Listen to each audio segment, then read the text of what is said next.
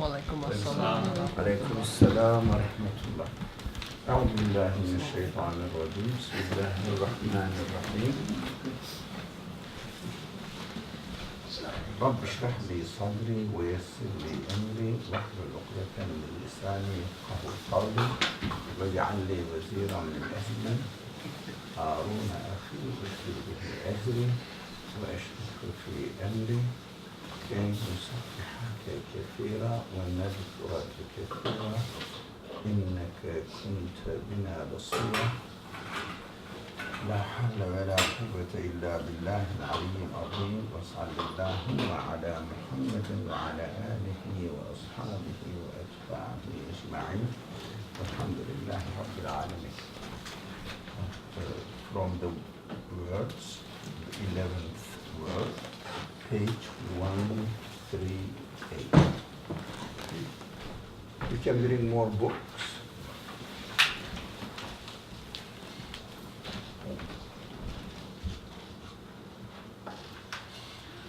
Let's just start right now. And they responded with submission and obedience to the monarch of the fraternity and fraternities, proclamation of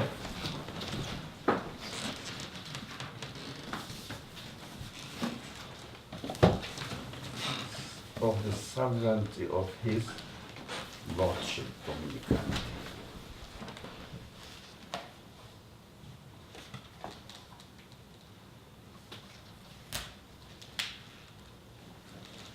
In every corner of the universe and the manifestation of his unity.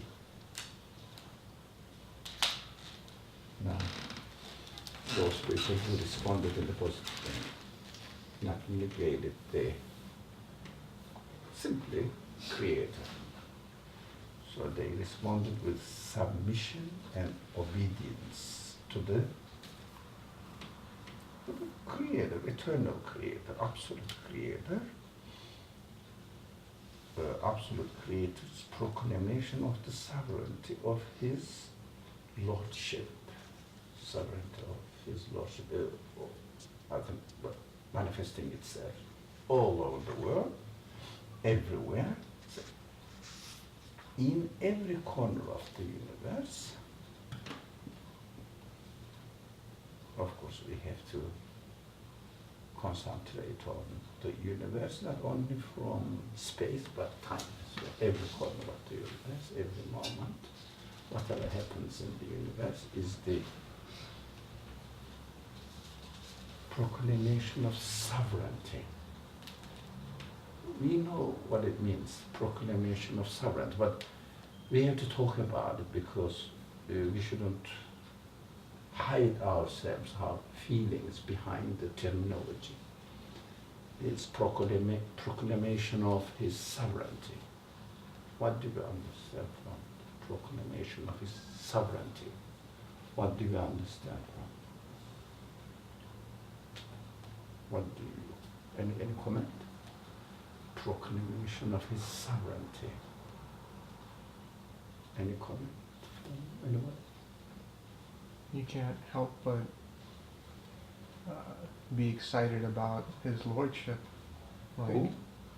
of the creators. It's like you can't help but just say or know, feel, confirm that he's in control. He means the person who responded, who responds with submission. Mm-hmm. He means that's correct, but we are going to concentrate on now, manifestation, proclamation of his sovereignty. Whatever we witness, whatever we're seeing in this world, like we see signs that there is something that's behind it,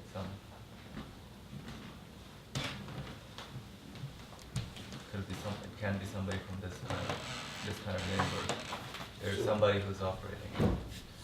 somebody offering, yeah? Operating like. Operating behind the scene, screen. What else? Proclamation of his sovereignty.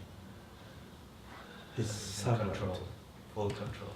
Full control. And independence. And totally independent. Nobody else, Totally nothing else. independent. Good Saying point. that he is complete, independent of any and everything else. Well, how do we know that? Everything declares it. Everything declares only he can be in control of everything. Only he, the one, explain who he is. The creator. The source of everything Of that's everything. created. And everything is created. Correct. A bit more. Who's he? Everything everything seeks things from him, sustenance from him. But he requires no sustenance. Yeah. Good points.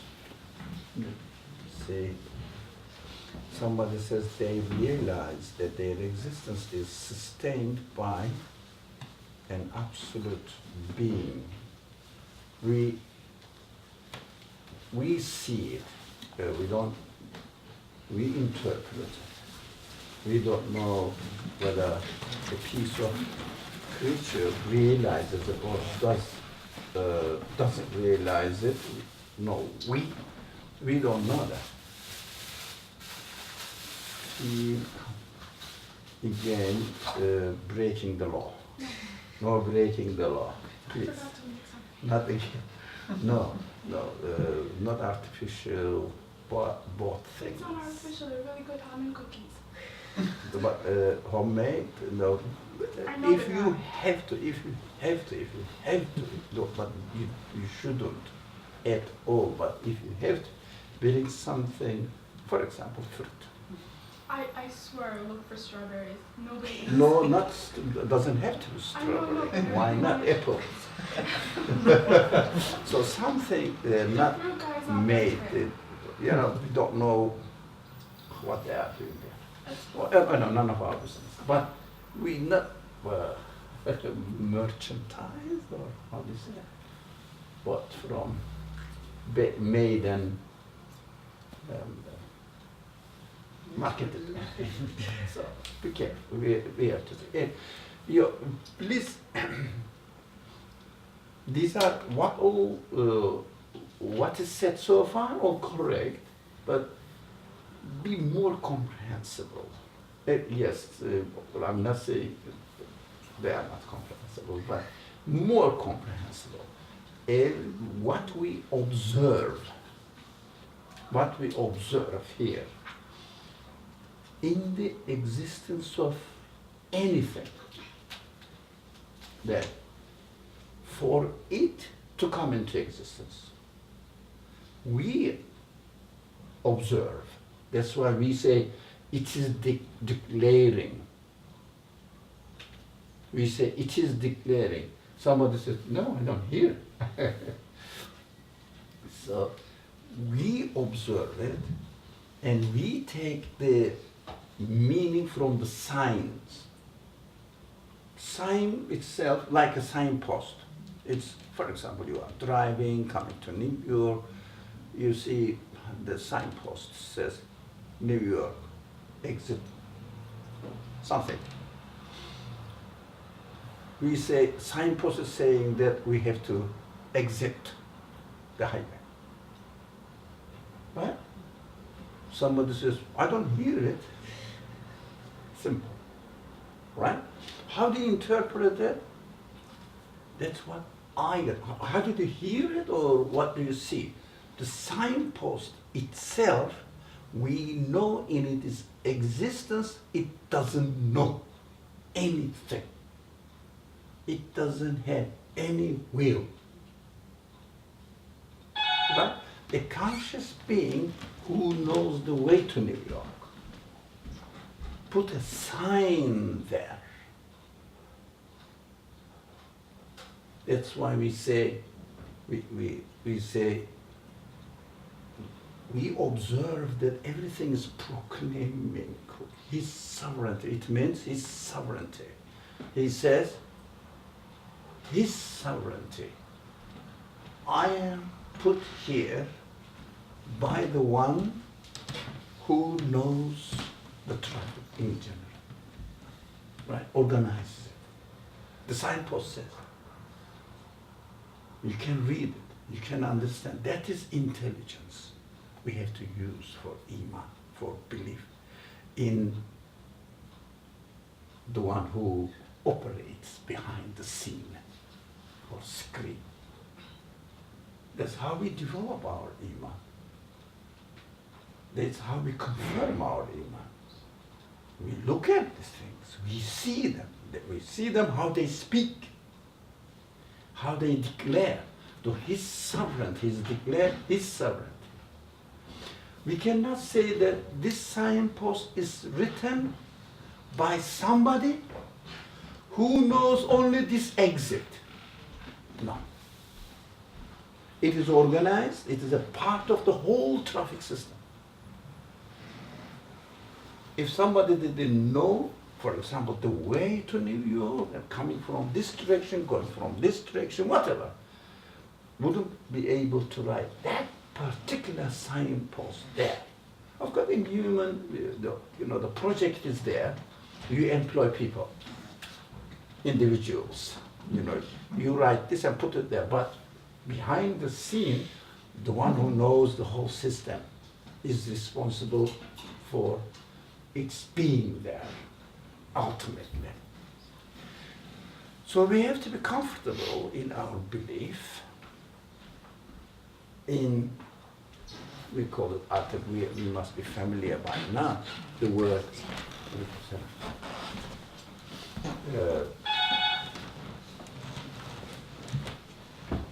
hype. Hype means who is behind the screen of the universe in general. So we can conclude that the one who is behind the screen is the one who has a sway sovereign all over the universe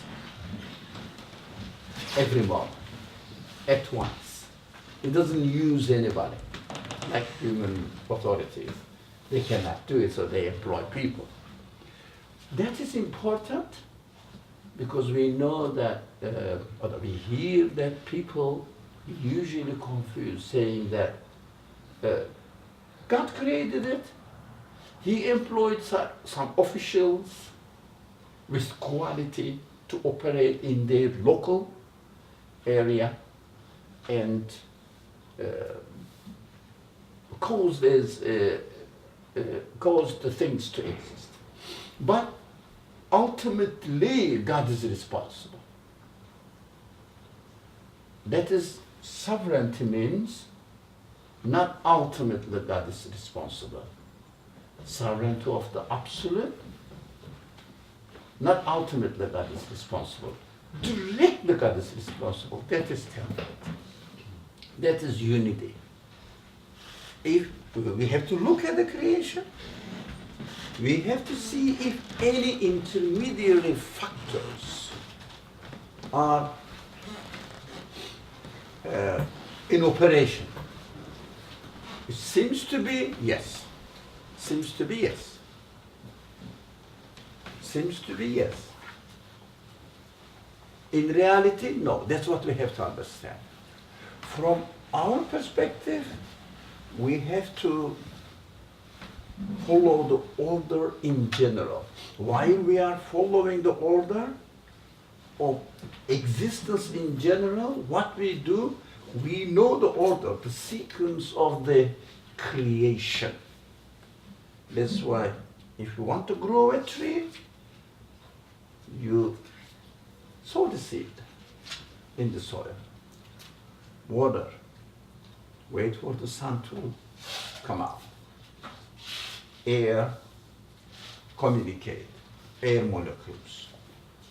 That is the order of creation. So far, that's a general understanding of God.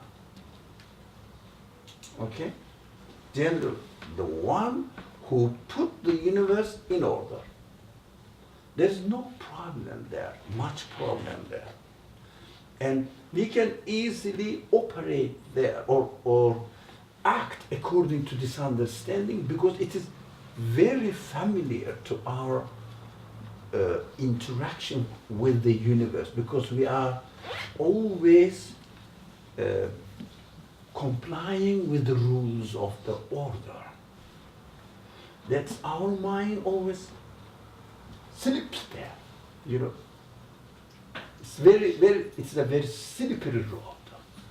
We say, of course, water, air molecules, and sunlight is operating on the growth of the plant that we plant. Because we are accustomed to it. That is the ordinary life. But how about our real penetration in the existence of the things and see who is really operating there? Air molecules causing to exist, something next adjacent to it, that's Iman.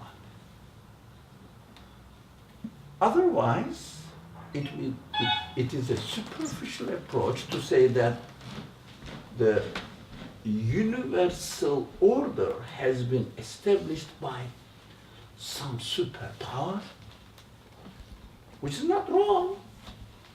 That's correct. But that's not penetrating into the teachings of the Qur'an, which emphasizes on the unity, oneness, indivisibility of the Creator, indivisibility of His power or His qualities. He is not really employing some other things to function. That's what we have to train ourselves. We have to speak every day. Otherwise, generally speaking, the universe has been created by God, of course. Of course, no other word. But we cannot really explain huge, perfect existence by itself. You must be joking. That's easy, although correct, but that's very easy, but it doesn't give us or provide us with the opportunity to be in the presence of the Creator every moment. We wait. We put the seed in the soil and water it, and for a year or 3 or 4 years, alaykum salam, 4 years, okay.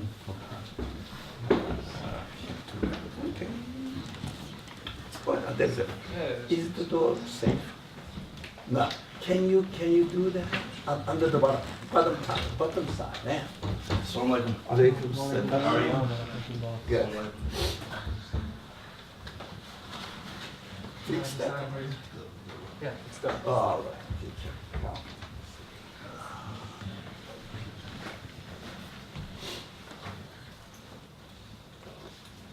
We wait 3 years, 4 years, so that the tree will bear fruit.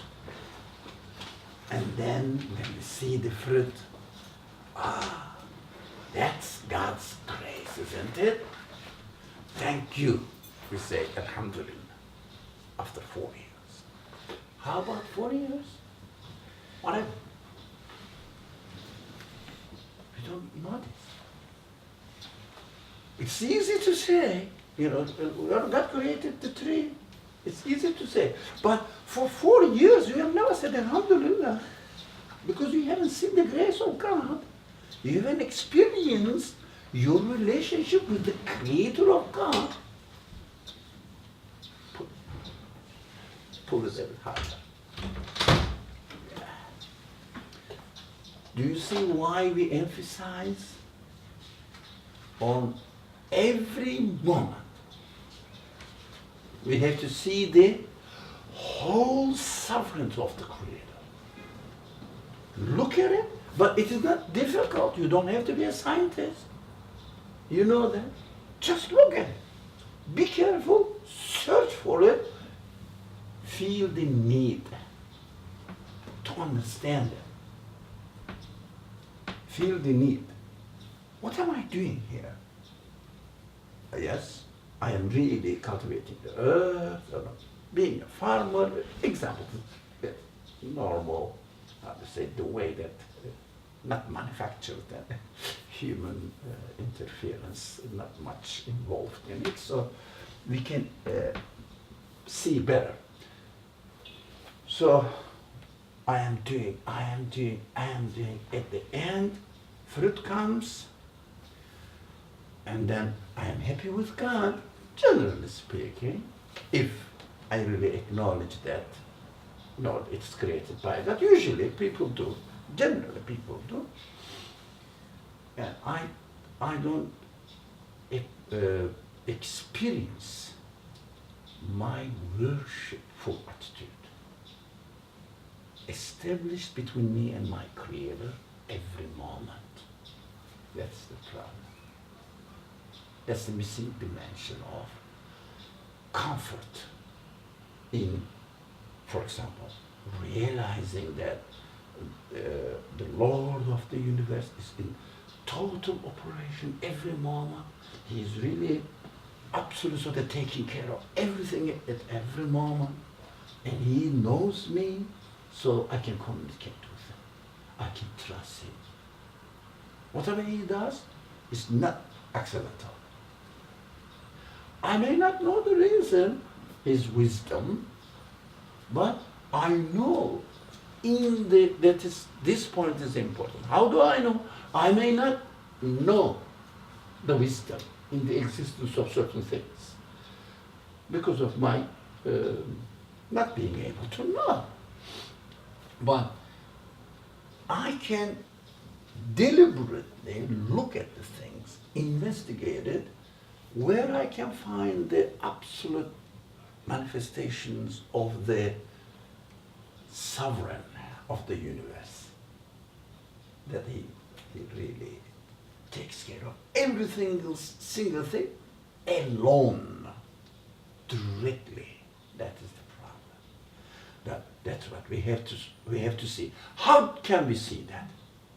How can we see that anything at every moment we observe is directly from Him? Why not from water, air, or sunlight, or minerals? Why not? We cannot really make sure unless we start from the existence of that particular thing. Existence. Look, you want to see wisdom, you want to see mercy, compassion, you want to see purpose in the existence of that one, you have to start with the existence of that thing. How? We should always ask this question. We should never ignore that. If you forget this, you forget. You become, how do you say, a global citizen of the world, believing in one God and taking care of your world and life. Only not really experiencing a worshipful attitude. No, I mean, people don't say they are. They say we believe in God. Usually, there are agnostics, but usually those people who believe in God. Because the problem comes from there, comes from those people who believe in God. If they are not really aware of the nature, the reality of their own belief, what that belief really encompasses, covers, they cannot present it. If you cannot present it in the proper sense, people don't understand. And they say, why should I wait?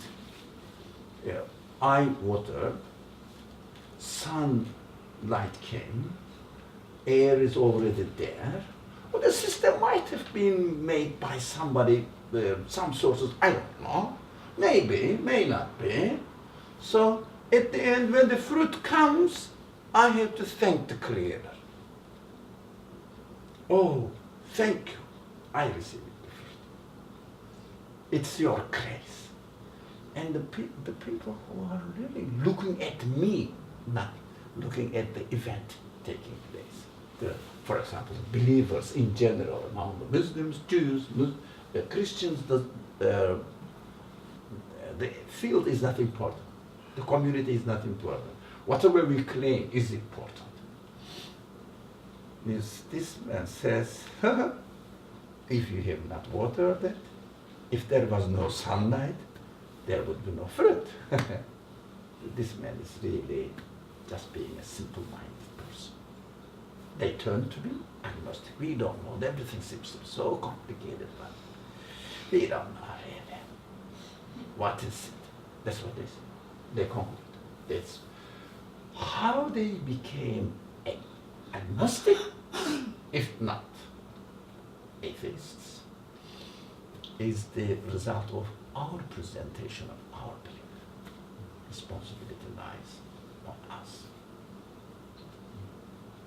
That is important, yeah. Okay. So I'm trying to think of all of this in relation to ourselves and our actions. So, for example, when we do things that seem to go against the order of the universe or Allah's order, like bad things happen and then we do bad things, and according to the Sufi understanding, there's this idea that the actual doer is Allah and He makes me do things. I don't do anything by myself using my own will and power because I don't have any power. You don't? Why did you come here? What's that? Why did you come here today? Why didn't you just sleep early morning? Why bother? I don't know. I never You really... don't know, really? Why did you come here? You don't know? You don't know what you are doing? Give your purse to me. You don't know what you are doing? Yeah? Give it? Would you? No, of course I wouldn't. So, leave the credit card to somebody else. So he would use it. He's saying that the actual doer is him. He makes me do things. No, so I don't know how to go about this. Where's this intervention? Where's my intervention? We do not hide behind the labels. Something interpretation. We don't really attach any importance to it. We want to understand who we are, what are we doing here, what my responsibility is. You have your free will, you choose it, you decided to come here, you are holding your property. If you forget your iPhone, you come back. I forgot my iPhone here, can I get it? But no, somebody made you forget, why did you bother to come back? No, so you know that you are created with the free will. You have to decide. You have to analyze, use the abilities you are given. If you don't, it means you are not really using your abilities, which is called, according to the terminology employed in the Quran, used in the Quran, trust. You are given a trust. Your human qualities, a trust. It means all the tools are given to you and left free. How are you going to use them? So, really don't buy things. Think about it. That's you. Because you are responsible for your life, not somebody else. How great may be the name of the person who speaks to you. You are responsible for it. Can you go and... There are arguments in the Quran to go to God and say, oh, this led me astray, or told me that you don't have a free will, although your 24 hours life is full of actions as a result of using your free will. Why do you buy it? To me. So we have to concentrate on creation. The word creation is also, although very good, but still problematic. Because we are so familiar with the word creation, we can easily say that everything is the creation of God. We don't really, we may not really mean, what do I mean by creation? So make it even clearer for yourself. Coming into existence of something which did not exist before.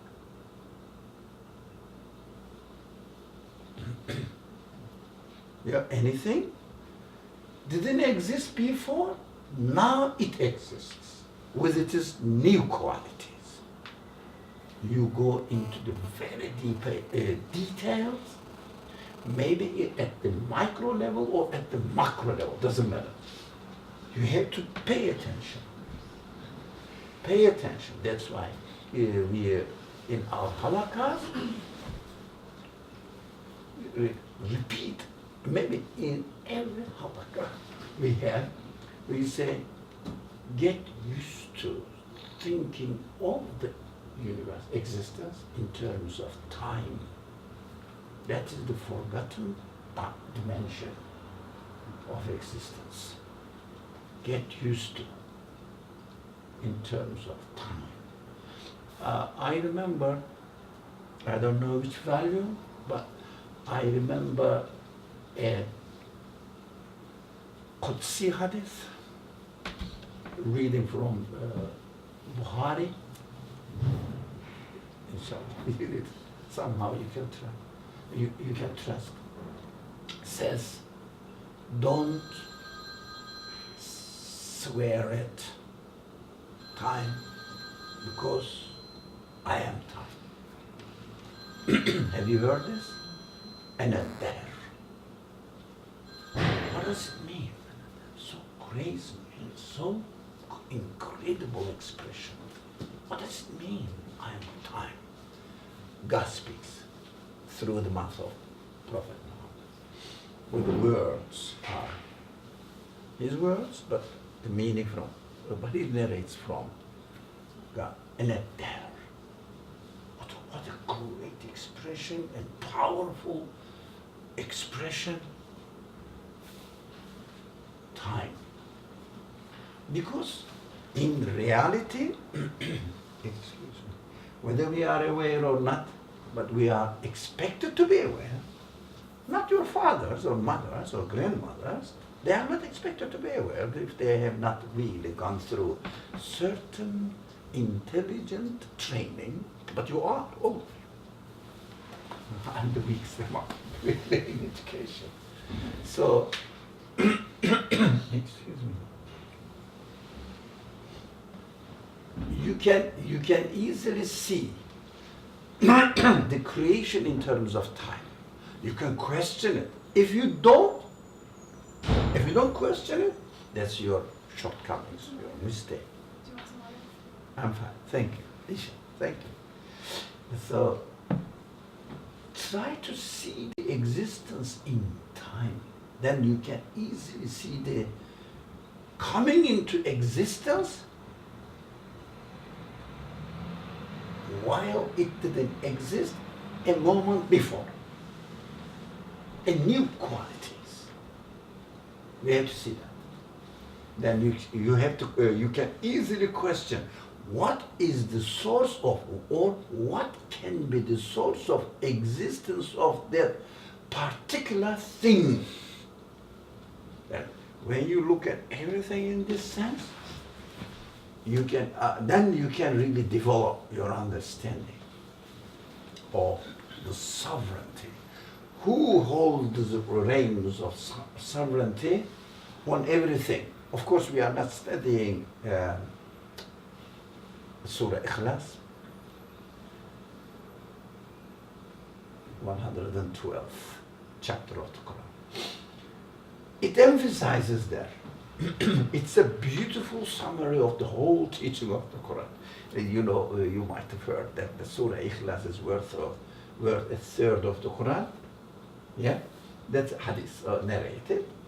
It emphasizes the importance of it, but it is the third of the Quran, but it is it's the bedrock of the Quran. God, one, Qul huwa Allahu. We are not going into it, but very short. Qul huwa Allahu. First, you have the concept of Allah, God. The concept of God as being Ahad and supported by Samad. Why? He is Ahad, but not only Ahad. Samad as well. Further explanation, Lam yalid wa lam yulad.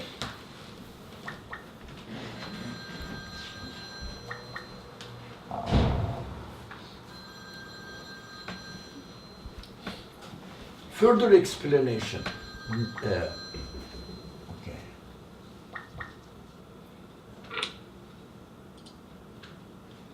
Lam yalid wa lam yulad. It is a beautiful explanation.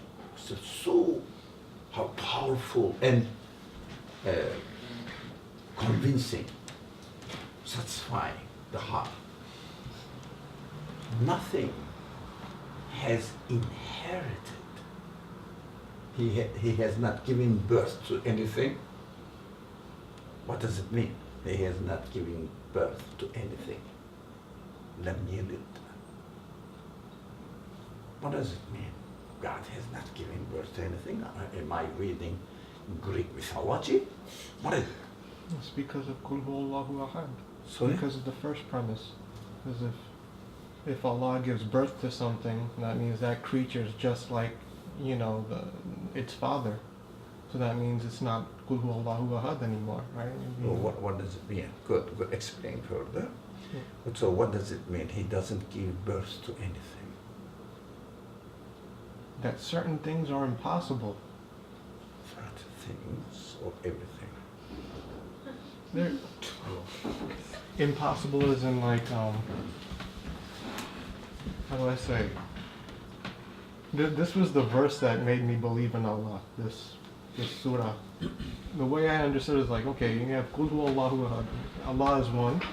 Allahu samad. That means everything is seeking after Him and He's absolute.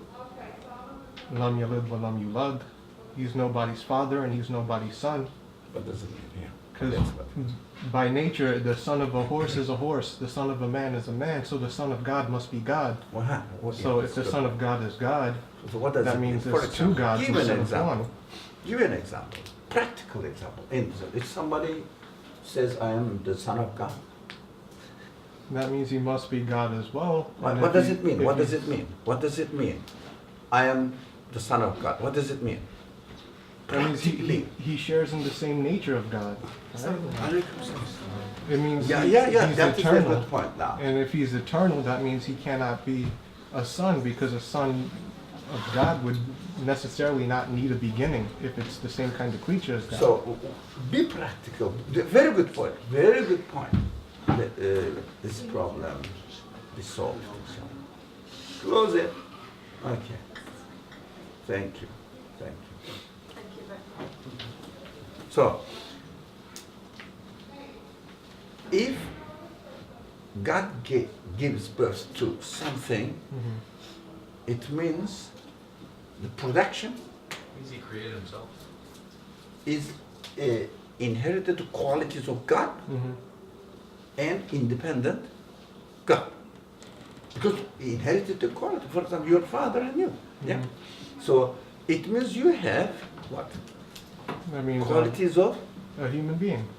Your Father. qualities of My father. God. If somebody says that I am the son of God, qualities of God. Who says this? Crazy people? Crazy people? I don't think so. But they are, I cannot I cannot really pronounce the word, but help me pronounce it. Some people who have the disease of schizophrenia, is it right? Pronunciation? Schizophrenia. Schizophrenia. I cannot pronounce it, but you can pronounce it for me. Yeah, make it. Schizophrenia. Yeah, they are under I think medical care. They are not responsible. They don't know what they are doing. But who says this in my eye? Really?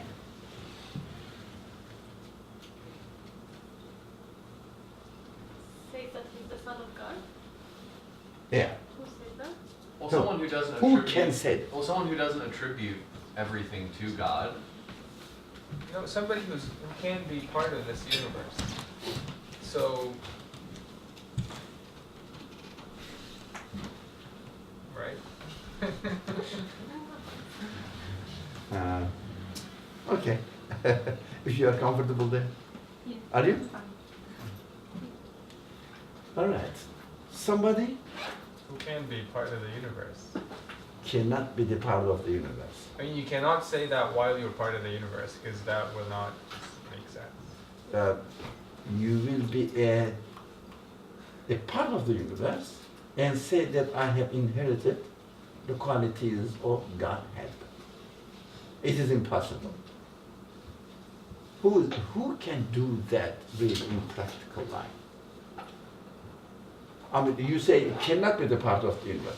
Give a more practical life. In order to, somebody said, some people say that somebody is the Son of God. It is the outward expression of their world view. Which is the things create themselves, or that they've, what you were talking about, which is they have inherited the quality to create, and therefore the air molecules and the sunlight and whatever then have the ability to create. It means, if I say, I don't have to be a lunatic to claim that, and I don't have to be a very famous man so the people admire me and say, people admire me, and I say, I think I have some part. You know, in history we see that some kings, they have some divine elements. But everybody loves it. Especially now, no one really says, oh, we have a divine element in your being. Come on, go and speak to people 3,000 people BC. They may swallow it, not anymore, me, no. They wouldn't, but still, this is a made-up story. Everyone is convinced that no one believes in this. But practically, in our practical life, if we say sunlight is causing something, it means it has the power to bring something into existence. The Quran says, oh, people, human beings, be careful. I have never given birth to anything, not necessarily anybody.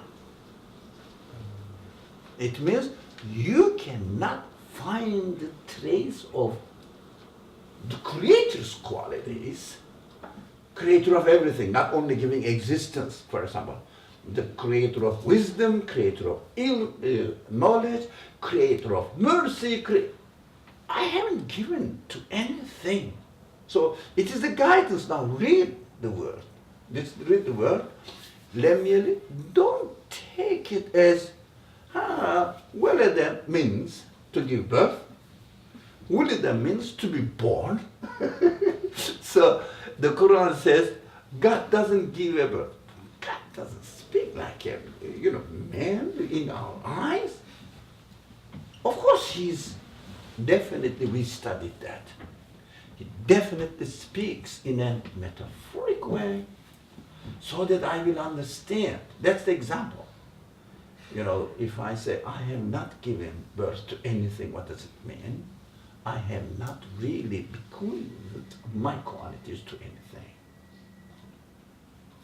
In the previous halaqah, we spoke about like if I like something good, it's because God made me like this good, or if I hate killing or blood, it's because.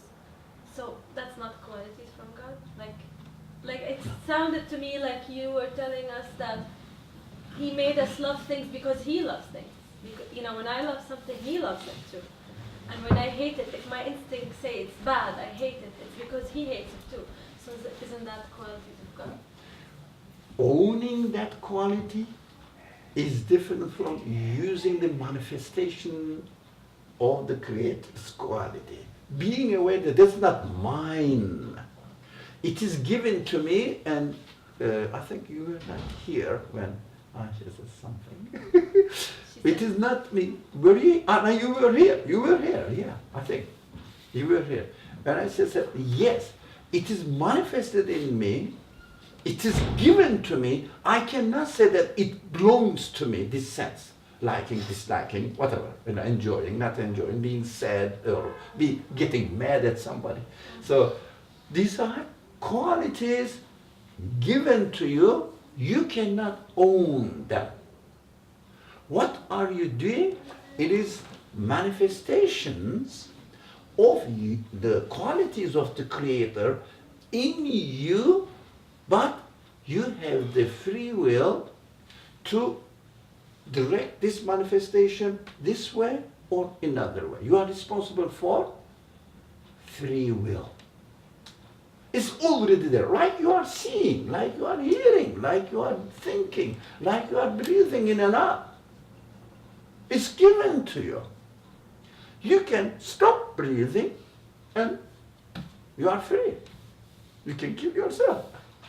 But when you breathe, that is important. When you breathe, you have to say, admit the reality, this quality is not your quality. It is created by the Creator of the universe, given to you as a means to use. So don't declare the ownership of your, let's say, eyes. Say that I can see. Say, I am enabled to see by my Creator. I own nothing. It's given. I'm just using it, or sometimes I close my eyes, don't use it. I'm free.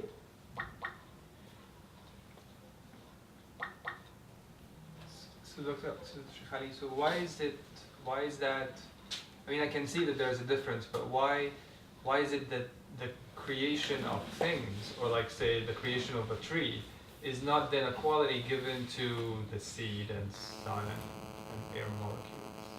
So this is manifestation of the qualities of the Creator, but He is the one who creates the result when you use it.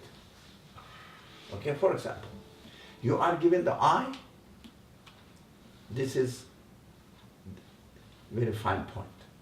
We are given the eye. I look at here or there, right? I am free to look at there. What we have to do, we have to question the moment of my sight takes place there when I use it. What is the source of existence of that action? You created it. You are the creator of it. The creation belongs to Him. I am choosing where to direct it. That is human being, in the human case. In tree, well, they call it nature, so anything out in the creation, they don't have free will. Sort of animals have certain, but it doesn't matter. Let's go about, for example, can the atom be responsible for its existence? Can it create itself? Can it give existence to itself? You have to look at it. Something strange happened. Let's see. Unfortunately, the line dropped. Line dropped out, so we are here to take care of this.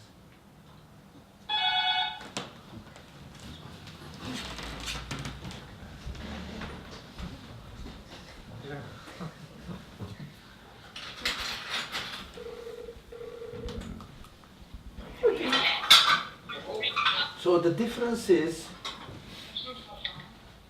have I inherited the qualities of my Creator?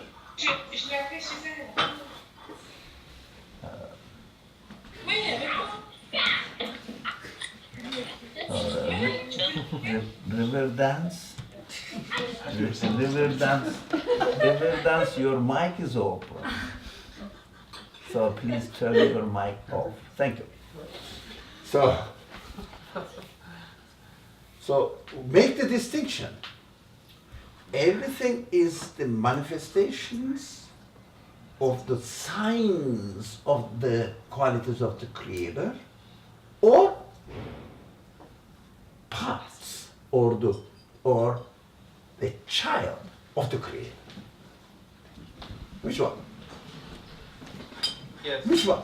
Is it the child or is the manifestation? He is operating directly.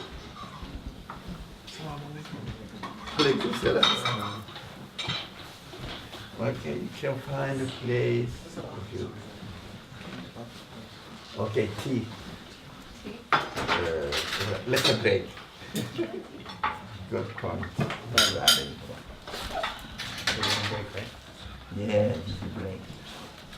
Time. So, after the break, I have started second recording. So it seems to be easy, but at the same time, when it comes to practice, we fall into repeating what we hear.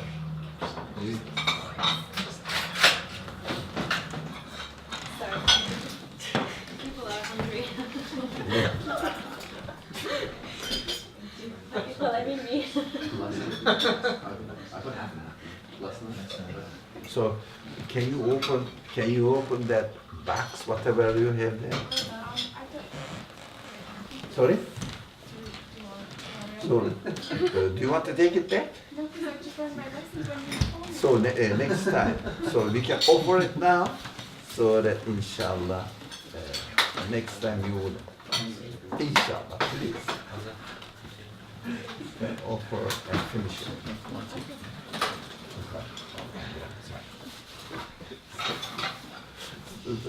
In practice, it's not easy. I have a question.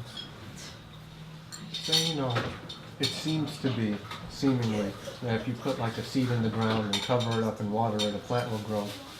Could it be understood like, since this thing is something replicatable and demonstratable, and you could do this kind of thing over and over, that understanding like nature or how the universe works is like understanding the Sunnah of Allah? Since it's something that happens over and over and Allah's Sunnah never changes, right? It means Sunnah means? Like, I guess his habit or how he operates or... How he creates. It is the way he creates. Step from there. Take one. Thank you. Thank you. Take one, don't need. Well, take, why don't you take? Say Bismillah and take.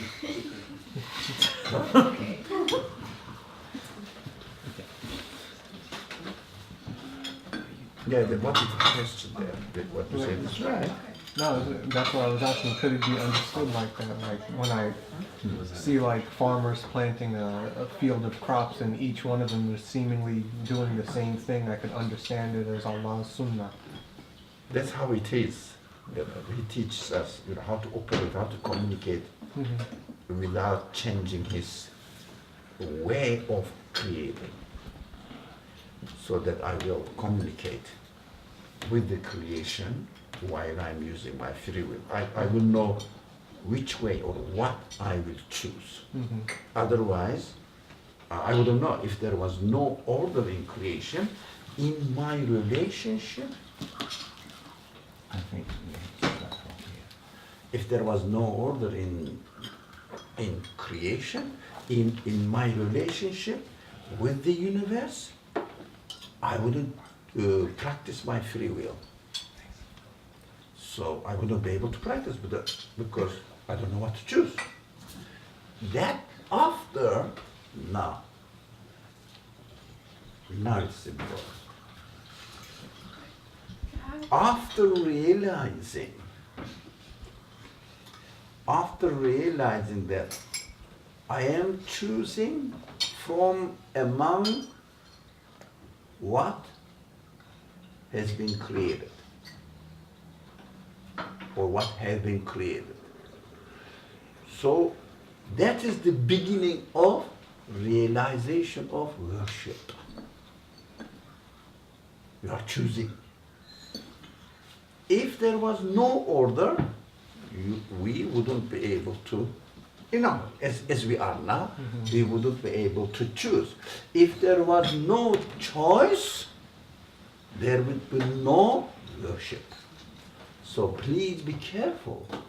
If someone says, what is worship? Oh, your realization of the existence of the things. So accordingly, you develop your ritualistic worshipful attitudes or worshipful actions. If you don't realize while you are choosing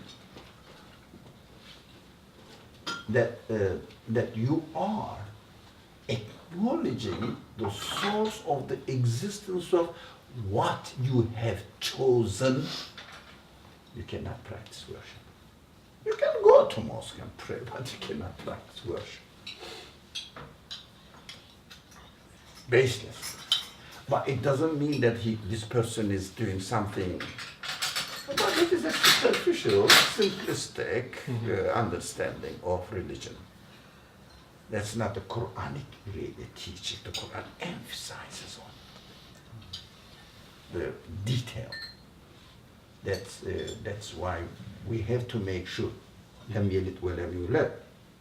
If someone doesn't really make sure لم يلد ولم يولد, what it means in his practical interaction with the creation, with the world, in every particle, whatever we are aware of at that moment, we have to say this is from the sovereign of the universe, whoever gave existence to the whole universe. If you do that and then pray and say Alhamdulillahi Rabbil Alameen, praise be to the Lord of the worlds, everything, the universe. That makes sense, yeah, because you attributed, you became aware, and the word we actually read here, responded with submission and obedience. What does it mean, responding with submission and obedience? Responding with submission and obedience. What does it mean? How do you obey God? We reduce obedience to not eating pork and not drinking alcohol. They are right, but they are very, very superficial. It's a very superficial level. They are right. You should, but establish your worldview so that when you don't drink alcohol, it will make sense to you. You will say, that's why I'm not drinking, Not only say that that's my religion requirement, it's prohibited, but not for you guys, not for, I keep saying this word. It is valid for your grandma, but not for you. Okay. Just is it necessary then to, for example, call oneself not to be like rhetorical or to play semantics, but is it necessary then for one to call oneself a Muslim, while at the same to accept the unity of Allah, to accept the message of the Prophet Muhammad, right? Establish this iman, establish this faith, right? Is it not sufficient to have this? Why is it necessary to call oneself a Muslim and carry all that political and cultural baggage that is associated with that title? Whatever the people call, none of our Muslims, of course, you said it at the beginning. Your identification is your identification. None of my business. Keep it in your wallet. No, of course, but Yeah, no, we shouldn't be concerned with other people's identification. For ourselves, what am I doing? What am I doing? Establish the base of your, if you like, religious life. Why do you do that?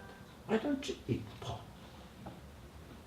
Because it is prohibited by religion. Why don't you eat pork? What makes you not eat? Because you are following a certain rules of religion? Why do you follow the certain rules of religion? Make it short. Why do you follow a religion? From the beginning, you have to question that. Why religion? Because, the universe is created, seems to be so sophisticated, so you cannot really simply say that it happens by itself. No, I cannot buy into it. So it has a creator. And so I have to approve that there is God, creator, so the religion is correct. Yeah, to a certain extent, to start with, it's nice, it's all right. But if you want to really practice your whole life as based on your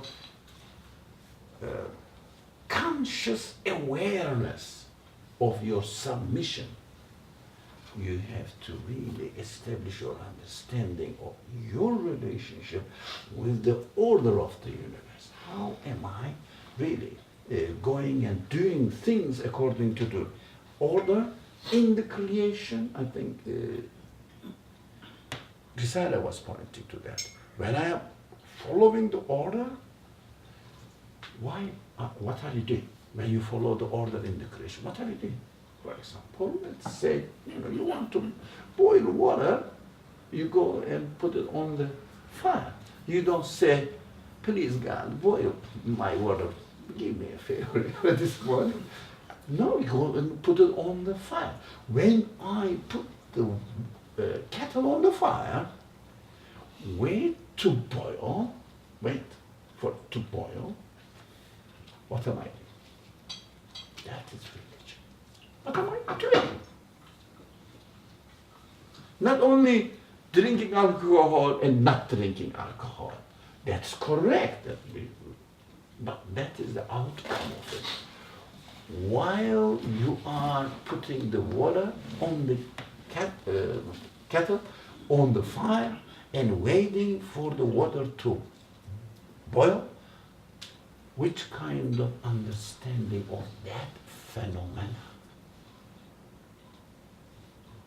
that bases because you are following the order. That is the problem.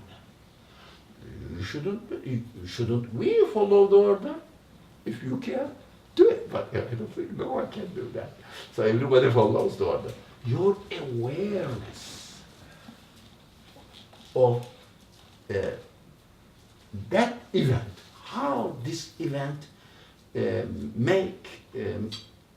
makes sense to you, and you say, I am what? Doing what? While I'm boiling the water. What are you doing? Following God's order. Following? His order. The water, yeah. But fire is boiling the water or not? That's the secondary cause and there's a first cause too. Yeah, but are you aware that fire cannot really give existence to hot water or hotness or heat? That is the training we need to go through. Yours, please. Okay, so going back to what you said about you don't just not drink alcohol because you say it's forbidden so I can't drink alcohol. So you're saying that I should understand why alcohol was forbidden in Islam? No, because you said in Islam. We are not talking about in Islam. Well, okay, I'm phrasing it wrong. So why? What is the base for your choice to follow Islam? Why? Okay. And then in Islam, alcohol is prohibited in practice. So don't step over the second step. That why do you choose Islam? Why? Why do you listen to the Quran or the Prophet Muhammad? Why do you choose it? So your worldview must be such that you have to say, the teachings of the Quran matches my worldview and gives me good perspective and convinces me. So the Quran, what the Quran says, لَمْ يَلِدْ وَلَمْ يُولَدْ, that's really true. I am going to put the kettle on the fire, and I am aware that it is not fire who is the cause to create heat. If you are, then you have every right to be a follower of the Quran. And then you say, carries on the rituals or prescribed things. It is a practical way of living in this world and reminding you your fundamentals, your foundations. So you don't say in Islam or whatever. You say that's how it should be. I'm sure of it. The convincing one's heart needs that process. That is submission. So how do you go from La ilaha illallah, or this understanding of La ilaha illallah, to following the Quran? So how do you go? You start from La ilaha illallah. Yeah? I took you back. Where did you go? Are you convinced La ilaha illallah? How are you convinced about La ilaha illallah is a true statement? Are you asking me? I mean, it's not a really question, but at the same time, it is a guiding question. We have to establish the base first. Because you are given the tool, intelligence, thinking, questioning, understanding, analyzing further, and use it for your daily life. Why do you use it, your intelligence, only when you go to the college or university, when you are listening to the professor? Why don't you use your intelligence when you are breathing? Why don't you use your intelligence when you see the light? What is that? What does it mean? When you see darkness, what does it mean? So when you see clouds moving, moving? What does it mean? When you see the things dropping down, something is pulling. What does it mean? If you wonder at the creation, then you are establishing the faith. If you take the universe for granted and start from saying that our religion is Islam, we believe in La ilaha illallah, no ground. It doesn't mean that you are an unbeliever. No, we are not talking about titles at all. Human case. Human, We are talking of human phenomenon as a human being. You. How do you communicate with the world? Why? You came here while you were coming, you walked. Yeah. I find it difficult nowadays walking, so I know how precious it is to walk. I cannot go. I cannot walk first. A little bit long distance. I'm going downstairs and coming back. It's okay, but I'm further than that. So how precious. Oh, I'm walking. Right? How many elements? Can you guess? How many elements have been involved into the existence of one act of walking? One step. How many? Sorry? Which say just I'm walking. So don't make, no, we shouldn't take the existence simple.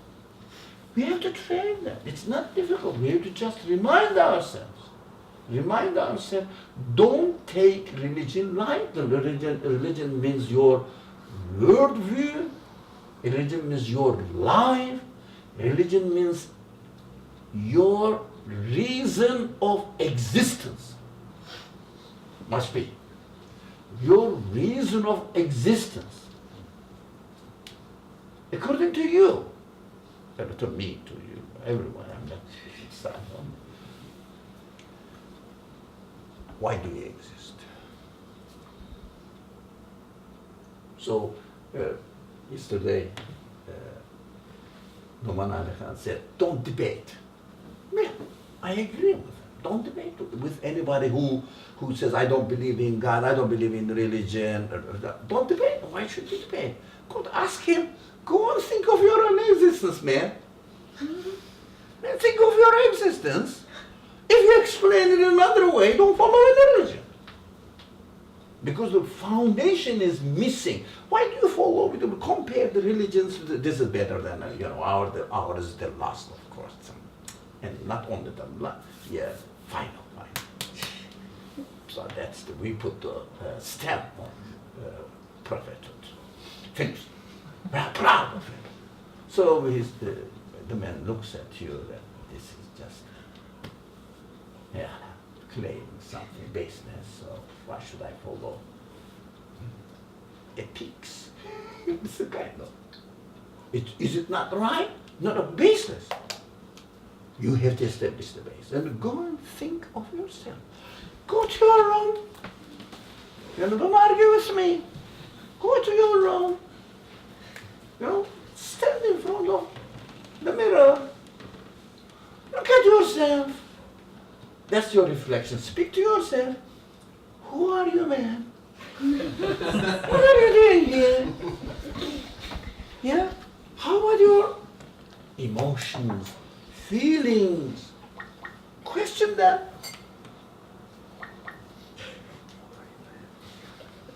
To yourself. I said, you like that? You may be disappointed. You have different views. Question, where did you get them? And find your own answer. Don't buy into neither religion nor secular interpretation of existence. It must cause a change. It's a deterministic change. Question. And then start the journey. You will understand that all the qualities are given to you. You cannot own anything. If you cannot own anything, other creatures also cannot own anything. You approve. Lam yalid. God has not given birth to anything. God has not bequeathed any of his qualities to any other being. So what are we doing here? We are immersed within the grace of the Creator. Experience that, feel that. So if someone says, who is your Lord? Lord of the universe, Rabbul Alamin. That, yeah, Rabbul, it means. The description is, man Rabbuk, the angels, they say, when we die. That's of course, symbolic explanation of the event. When we die, the first thing is the angels will come and ask us, who is your Lord? If you say, my Lord is Allahu Rabbul Alamin. Allahu Rabbul Alamin. Don't say Allah. Who's Allah? Rabbul Alamin. It means the sovereign, using today's sentence, the sovereign of the whole universe. Every corner of the universe, let's read the text here. He says that his sovereignty is manifesting in every corner of the universe. There is no way to escape from it. It's very simple. You cannot explain anything. As far as their coming into existence is concerned, unless you attribute it to the source of the existence of the whole universe. That's why it is very important to say, when they say, my Lord is Allah, it means, look at the expression, my Lord is Allah, Rabbi Allah. If you look at the expression, be careful. Rabbi Allah, it means Allahu Rabbul Alamin. Rabbu kulli shay'. Allahu Rabbu kulli shay' means the one who is taking care of every single event. It must be engraved in our interaction with every event. We may not be aware of it. This we have to be intellectually aware of. If someone says, Islam seems to be an interesting religion. Yeah, it does. Read it from the outward. Correct. So, because Islam doesn't confuse the creator. The creator is the one creator, finish, period. No, it really is very relaxing. All right. So, how do you believe in such and such, such and such? Whatever the question is, think about it. Question the existence of anything. Can the adjacent cause be the reason of existence of it is seemingly in the relationship, in the relationship, in order of the universe? You said Sunnatullah. Yeah, it means the way the creator of the universe gives existence to things so that I will know which one I will choose and ask him to create for me. That is the mystery. When we use our free will, that's what they want to say. You don't own it. What do you want? Do we not own it? The result. It means you are not the creator of the result of your choice. Your choice is, if you like, with a simple language, is a petition to the creator. Very simple. Petition. Saying, I want this. Can you please create it for me? So the Noman said yesterday, when you complain to God, of course, there are two ways of complaining. He explained it beautifully. MashaAllah, it was beautiful. It's good. We really enjoyed it. You were not there. I missed it. Were you there? You liked it? I really liked it, yes. Who was this? I'm sorry. Sorry? Nouman Ali Khan was in our college last night as well. So you were there, huh? MashaAllah. Good, thank you. So, when you complain, it's a complaint of a baby to its mother. Not a complaint criticizing the creator, saying that you did something wrong to me, but you have no right to say, and it's not real. You are needy. Finish. You cannot own anything. Finish. You have no right to say, I want a mountain here or a molecule of air here. You can ask. You can ask.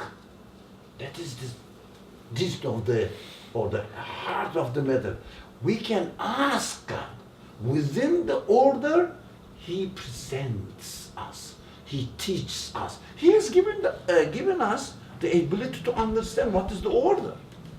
Yeah. So no one in the world, if they want to boil the water, simple, or I don't know, grow a tree.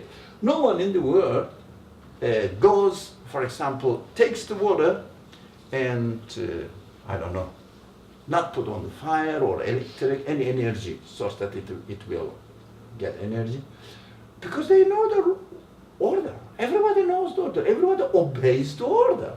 That's why in Islamic literature, all of you, whether you believe or not believe, you are the servants of God. Means asking God to create it for you. If you are aware of it, you are a believer. If you are not aware of it, you are negligent of the truth.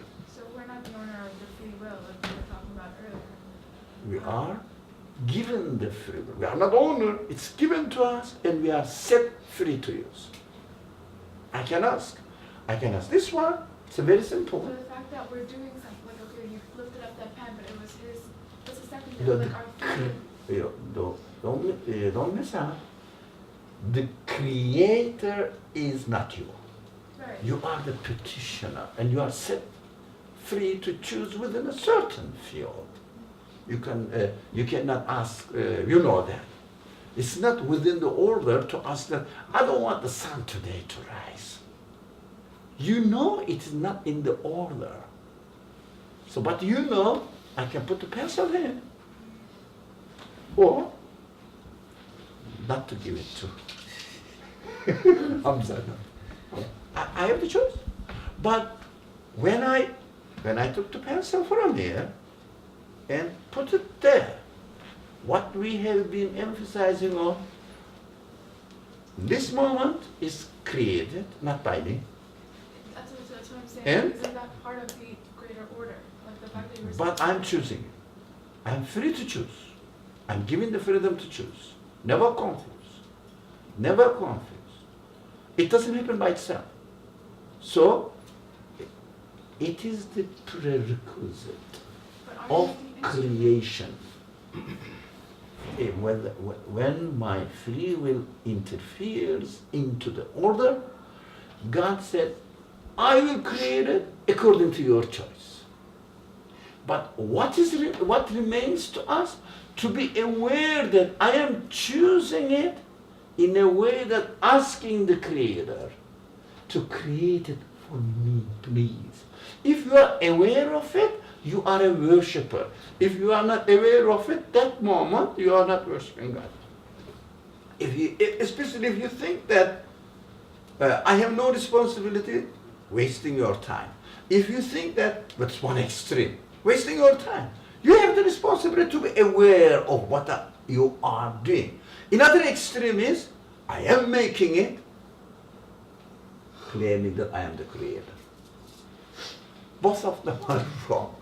Be careful, you can find out. Just pay attention to it, you will understand. Just pay attention to it. So, if we are not aware of it, either we deny that we have free will, that's what human beings are inclined to do that, or that is the very typical Jabriya attitude in the history of Islamic thought. And another extreme is, we claim that we are the producers of our results. That is the Mu'tazila attitude.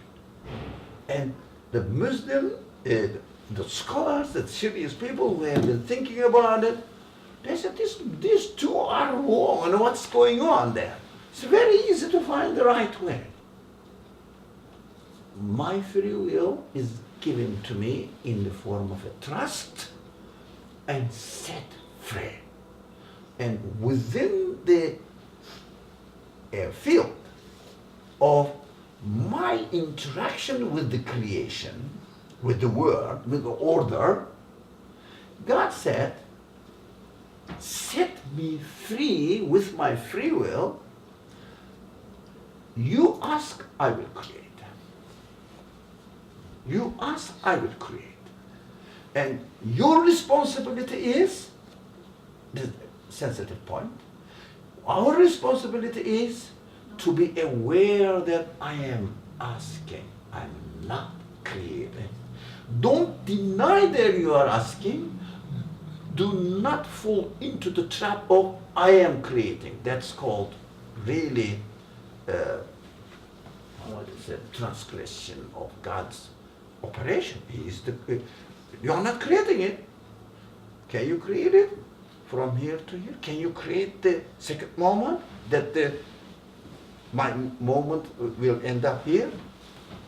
You know, you will see if I create or I'm not aware of what's going on in my whole body and the things that are going on, I don't know. How can I claim that I am the owner of this action? So, but at the same time, don't fall into the, we should be careful under the, I would say, not pretext. They don't really pretend. Under the modesty, say that no, we have nothing.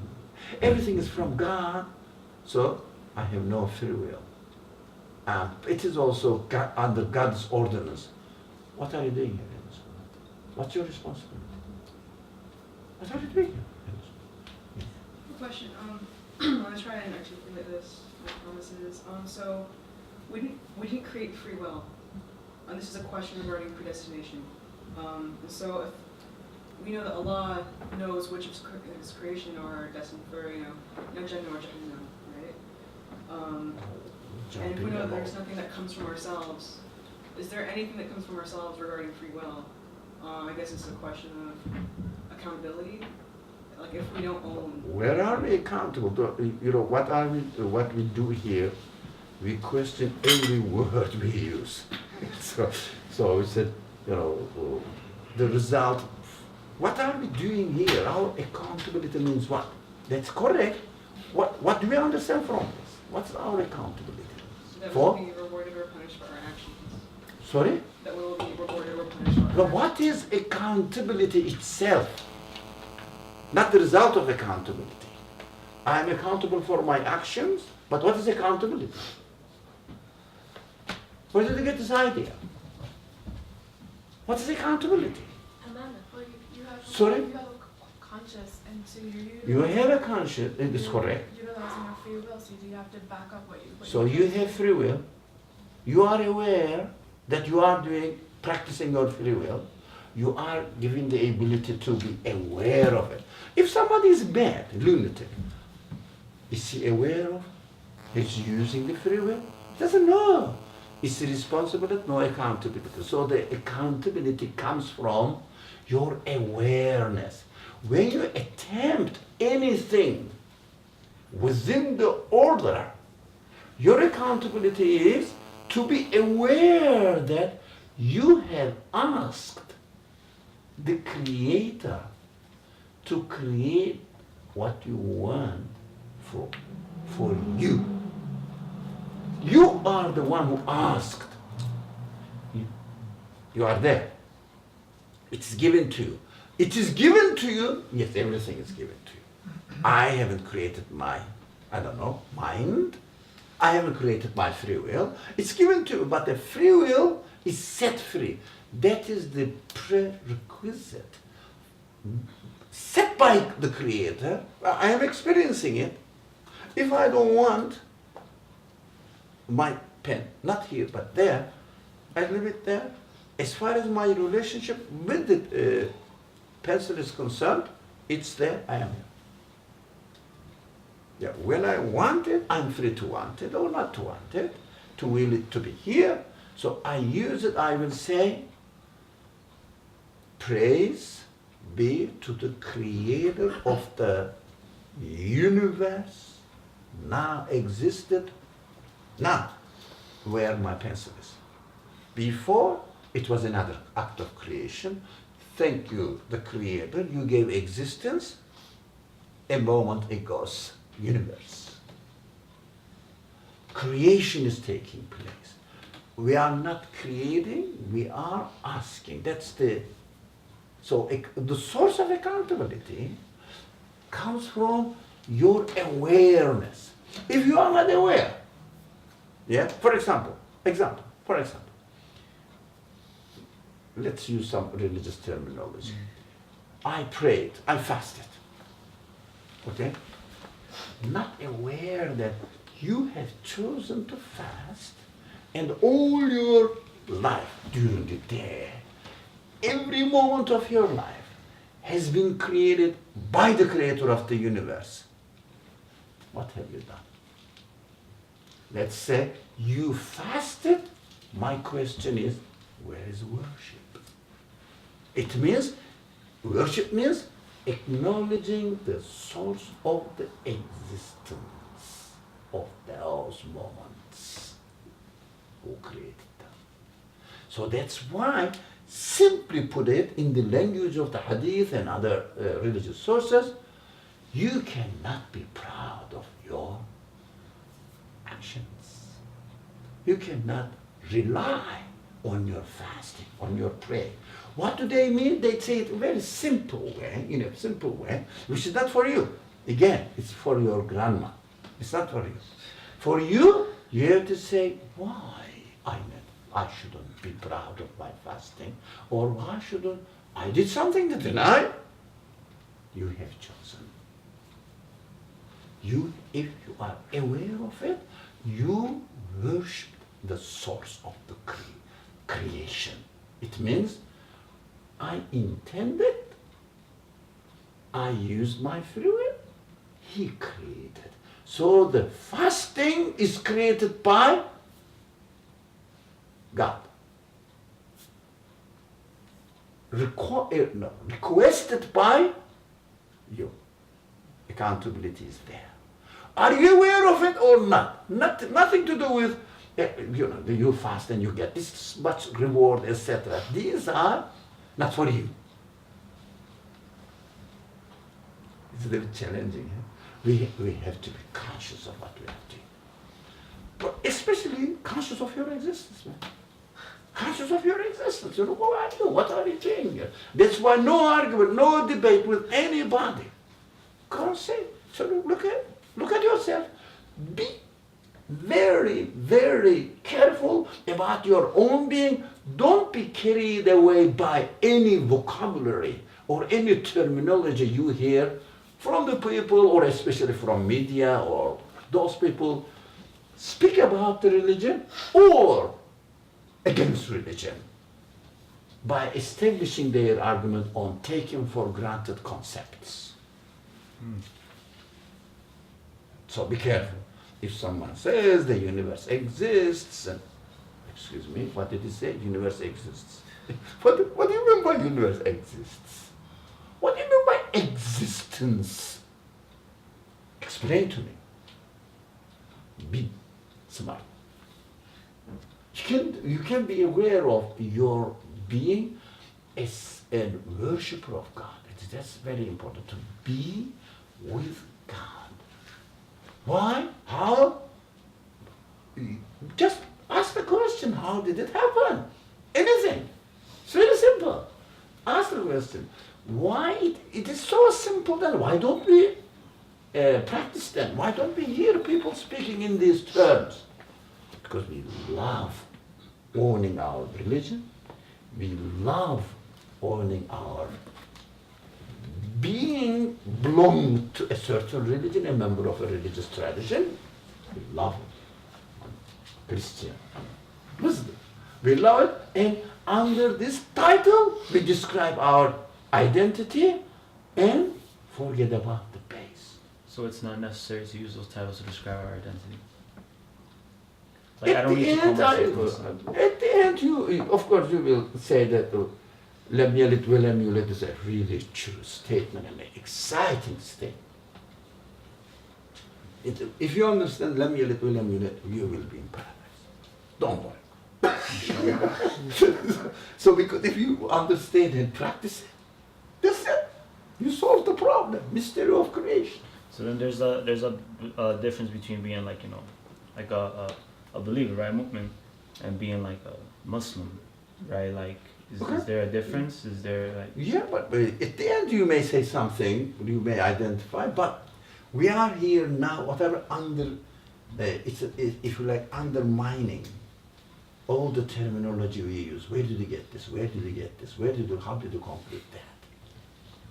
So, coming to the very base of existence and interpreting or understanding and being aware of your being here in this world. We are not simple beings. The human beings are not simple beings. There is somebody wrote something here. The fire sets the molecules in greater motion. Yes, the sunshine. Somebody. Yeah. What? Okay. Sorry. Nadia. Nadia. Nadiesta. Nadiesta. The fire sets the molecules in greater motion. Look at the language.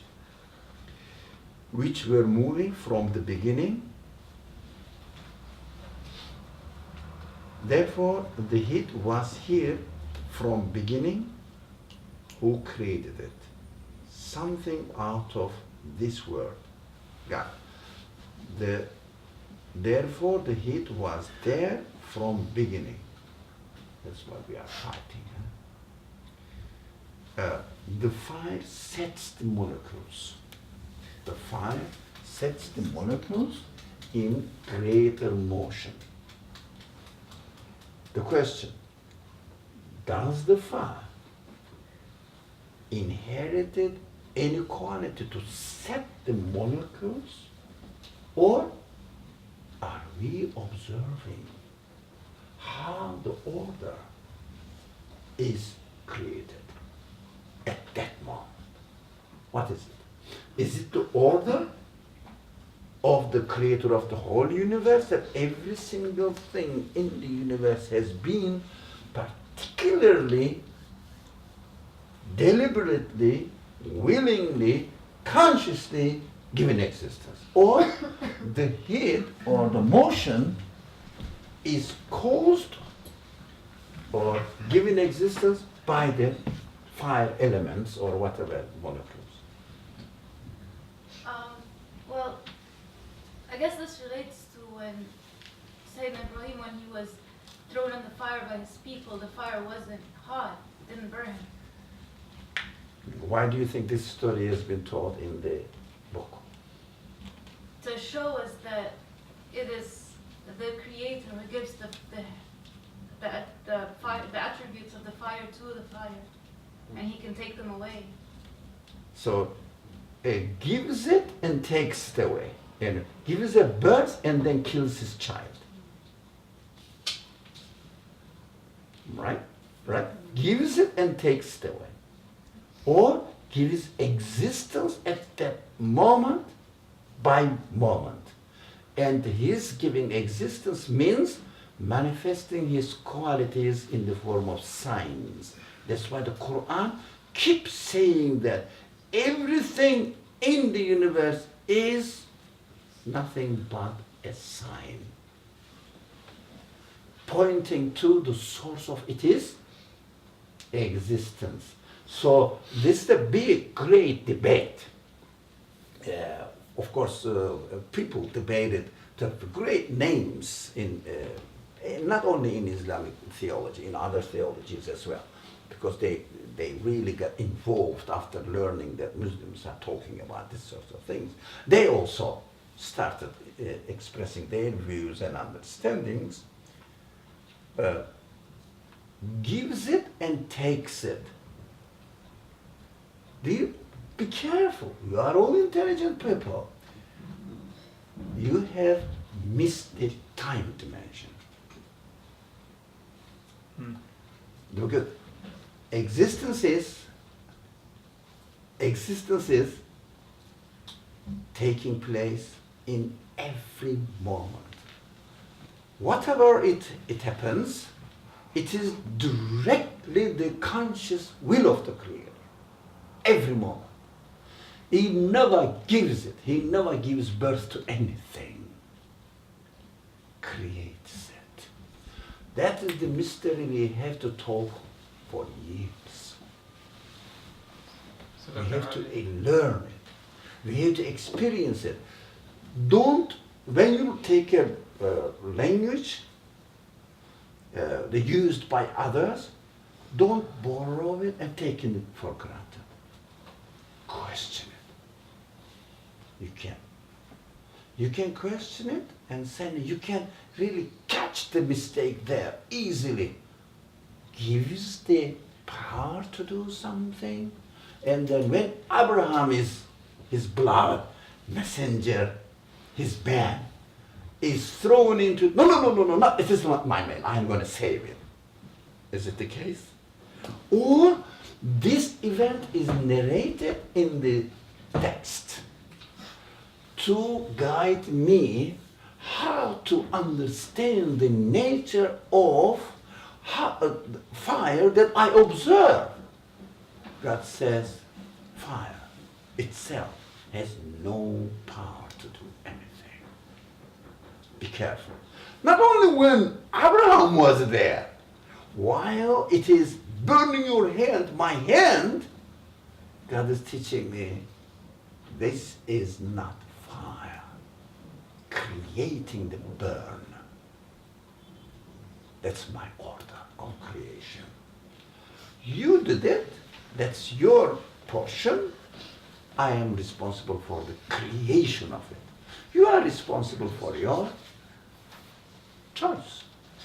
Where neglect or neglect. I said where. Or neglect. Right? So be careful. You can solve it. You can solve it. We are not used to analyzing the Quranic terms. That's why I noticed yesterday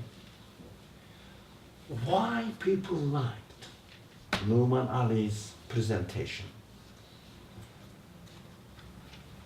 He was very witty to find out the details of the meanings in the words of the Quran. It makes a difference. Sure. Otherwise, the other stories, everybody will hear, and if you go to any mosque, anybody tells. But when he finds out or points out that this word teaches me this, have you ever thought about it? I never thought about it. And so some people ask the question, where did you learn your Arabic? They thought that it is the matter of learning Arabic. It's nothing to do with you may know the Arabic in all its detail. If you don't really question your own existence, you go nowhere. Yeah? You have to utilize it in the right way. In order to find the right way, how can I use my language ability in understanding the derivations of the word, etc.? You have to ask the questions. So I found out that all the people's admiration of his admiration at his speech was his witty, very, how do you say, cunning. Sorry? Sorry? Technical? No, witty finding out the meaning hidden in the Quran. The etymology? It's the etymology. I don't hear your name. It's a word. Etymology?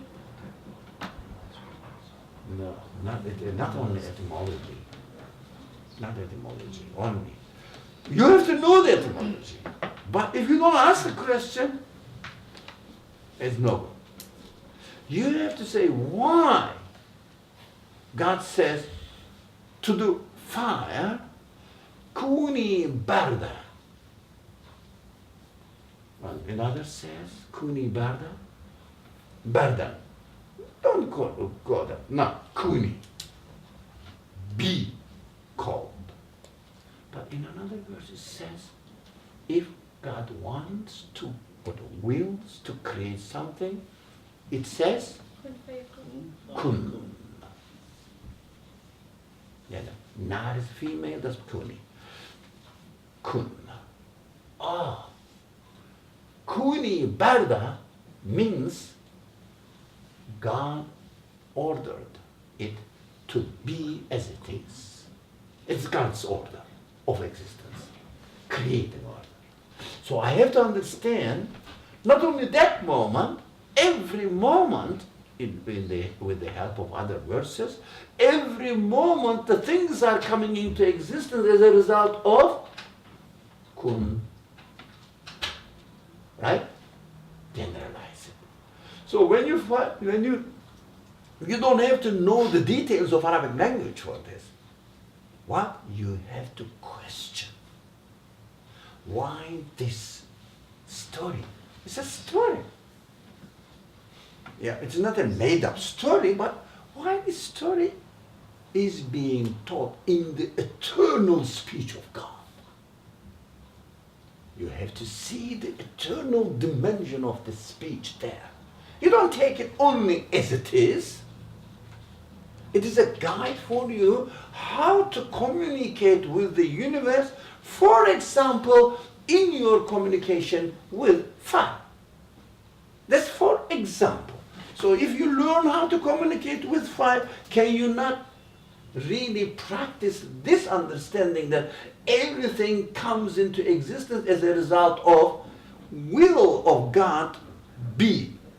So can you not apply it to water? Can you not apply it to air? Can you not apply it to an electron or anything in the structure of a cell? Can you not apply it to the stars? It's an example. You can generalize it. You can really easily see. It becomes see, but easy. But what you have to do? You have to, the eager, if you like, excitement. You have to have the excitement of what is going on in this world. Don't get excited. Not that much.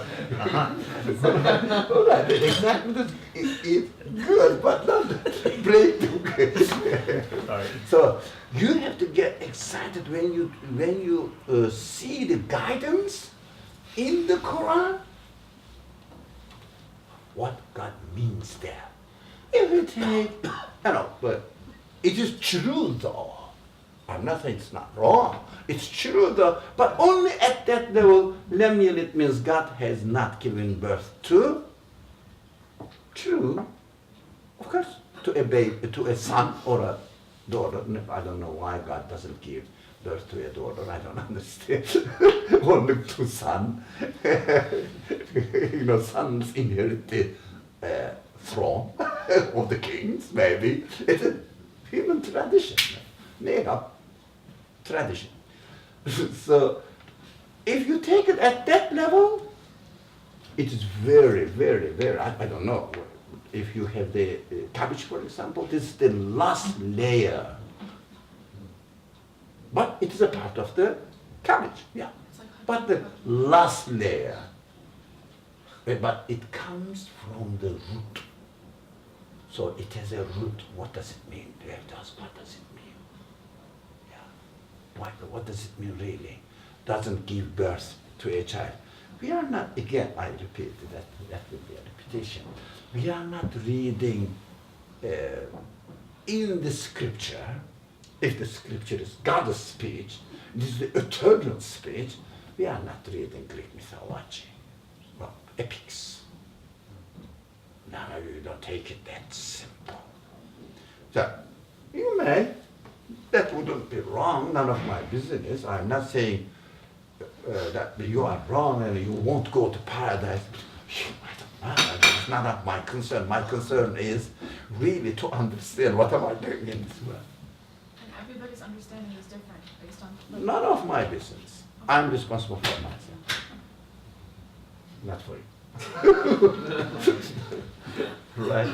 So, really we need to train ourselves in this sense. That's our life. We are always in communication with the order of the universe. Can you imagine? You are aware. that everything we choose, everything we communicate with is directly a gift from the creator of the whole universe. And he's there, his signs are there to let you know where you are. Yes? That's called in certain circles, huzur, be in the presence of your God. Yeah, that's the peace. Secure, right? Right? You say, I'm not left, I'm not forgotten, I'm not here alone. What do you mean? Your being itself is a sign that the Lord of the universe is, if you like, in quote unquote, busy with you, creating, giving you existence, and showing you that He is with you. Don't worry about it. So, whatever, take care of your choice, usage of your free will. Make a good decision and use your abilities in terms of religion as well. When it comes to religion, we are very superficial. When it comes to our worldly relationship, only from worldly perspective, we are very, very careful and meticulous. Everything. So that is a contradiction. That's a contradiction. We have to be aware. Not really that we are here to criticize anybody or disqualify some people. You are not real good Muslims, only we are. That is childish comparisons. Take care of your responsibility. Think about it. Take it seriously. Think about it. When you read the Qur'an, if you want to get guidance from the Qur'an, ask serious questions. Don't be carried away with the vocabulary used or employed in the common language. Right? It's not that simple. Your existence, your being here is not that simple. If you use the religious language to explain the situation, really the universe has been created for you, as far as you are concerned. You are worth of everything. The best creature of the creator of the universe. Yeah, the whole universe is created for you. Why? Who am I? Use your qualities. Be aware of your human qualities. How powerful they are. It means powerful. It's endless, open. You can investigate. It's given to you as a source of responsibility. That's why the Qur'an says, we have created the human beings in the best form.